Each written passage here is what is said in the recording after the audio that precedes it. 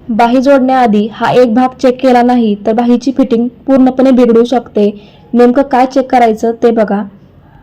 जसं आपण बाही जोडण्याआधी बाही चेक करून घेतो, खालीवर असेल तर आपण एकसारखं कट सुद्धा करून घेतो, बरोबर. पण बघा, आपण ज्या भागाला बाही जोडणार आहोत तो भाग म्हणजेच आर्महोलचा भाग आपण चेक करतो का? नाही. आपण आर्महोलचा भाग चेक न करताच बाही जोडतो, त्यामुळेच बाहीची फिटिंग बिघडली जाते. तुम्ही म्हणाल, ताई आर्महोलचा भाग कसा चेक करायचा? सांगते.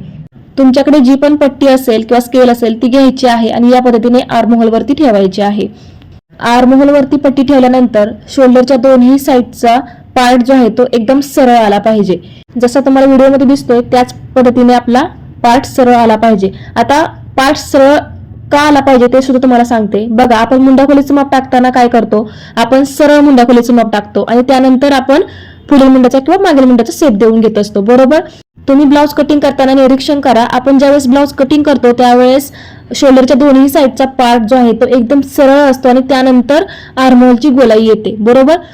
ज्या पद्धतीने कटिंग करताना आर्महोलची गोलाई होती, सेम त्याच पद्धतीने ब्लाउज शिवताना किंवा बाही जोडताना सुद्धा आर्महोलची गोलाई आहे का हे एकदा चेक करायचं आहे. जसं तुम्हाला मी स्केल ठेवून दाखवलं त्या पद्धतीने जर तुमचा आर्महोल नसेल आला तर तुम्ही तो व्यवस्थित एकसारखा करून घ्या, म्हणजे तुमची बाहीची फिटिंग अजिबात बिघडणार नाही. हा व्हिडिओ तुम्हाला कसा वाटला मला कमेंट करून नक्की सांगा. व्हिडिओ आवडला असेल तर लाईक करा, शेअर करा आणि असेच इन्फॉर्मेटिव्ह व्हिडिओ बघण्यासाठी चॅनलला नक्की सबस्क्राईब करून ठेवा.